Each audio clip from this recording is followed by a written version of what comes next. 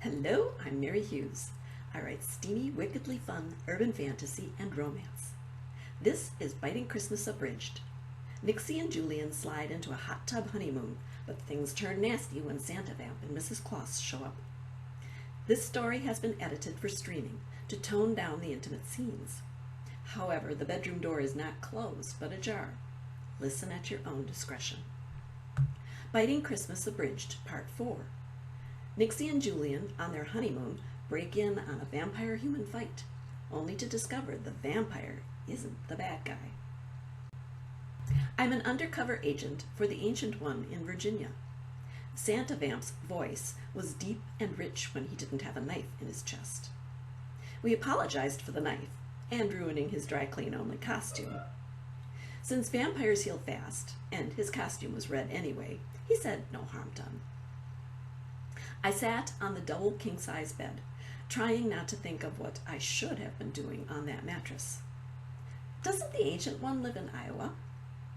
There's more than one. I owe allegiance to Nicodemus. I filed that away. I knew there were vampire factions. Julian fights for Team Iowa against Team Nosferatu for control of the U.S. Midwest. But this was the first I'd heard that there was more than one scary ancient. There's a Team Nicky? Huh? Santa blinked at me. Not a Twilight fan, apparently. What are you doing in Myers Corners? Julian gave me a brief no headshake, as in no confusing the nice vampy guy before we got the full story out of him. I'm tracking an incredibly dangerous mistake. Santa sighed. You've got to understand, Nicodemus is a brilliant scientist. He likes things orderly. Life is seldom orderly, Julian said. Especially human life. Nicodemus finds humans messy. He invented a compulsion device. That surprised me enough to forget mattresses. I thought vampires could already compel humans. To some degree, but the hypno-resonator is irresistible. Santa paused. Even to vampires. Julian stiffened. Younglings, or all of us? If you're 5,000 years or so, you might resist it. Otherwise, you might as well be a slave. Santa grimaced. He tested it on me. It wasn't pleasant. So he's a despot, I said, trying to take over the world? Not the world, just his corner of it. Julian growled. Not all people would limit themselves. Where is the device now? He must have been getting the same fate-pantsing vibes I was getting. Santa said, that woman stole it. Carol Newman. Carol Newman? Snarky. In spite of everything, I laughed. That's the name of Mrs. Santa in the Santa Claus, too. Both Julian and Santa stared at me. I said, she looks like a Mrs. Claus, and her name is Carol Newman, just like in the second movie. Get it? They continued to stare. Apparently their IMDb was offline. Finally, Julian managed, there's more than one, Santa Claus? 3. I've seen them all. I paused. Nothing to do with me crushing on Tim. My mother made me watch them. That's my excuse, and I'm sticking to it. I snapped my fingers as a thought struck me. But this Carol's a human, right? Just steal the hypno-gadget back. She's human, Santa said. She's also a minion of, and supported by, the Virginia Lestats. Whack me with an elf. Lestats? That was a violent gang of rogue vampires in nearby Chicago, at war with Team Iowa. It est, i.e., that is, us.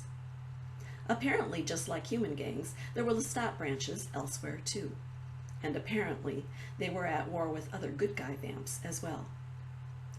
Quick timeout. Vampires drink blood for their veins, not their stomachs.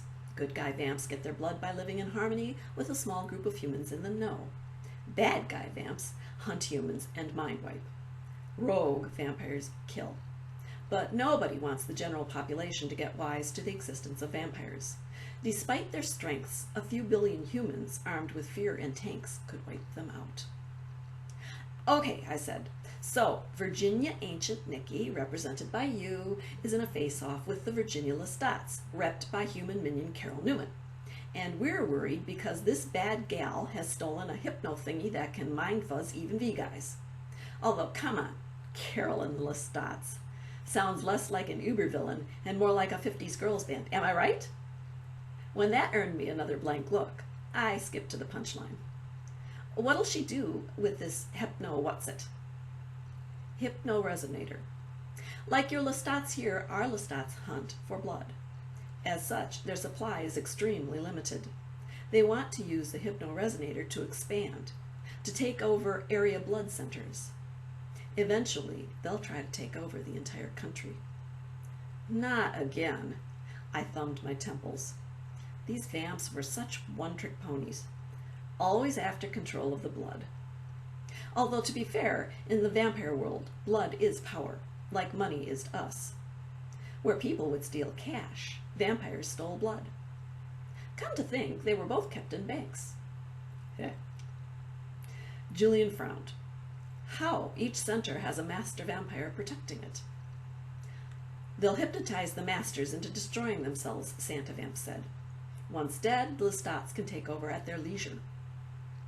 Julian and I shared a look. Myers Corner's blood center was in trouble.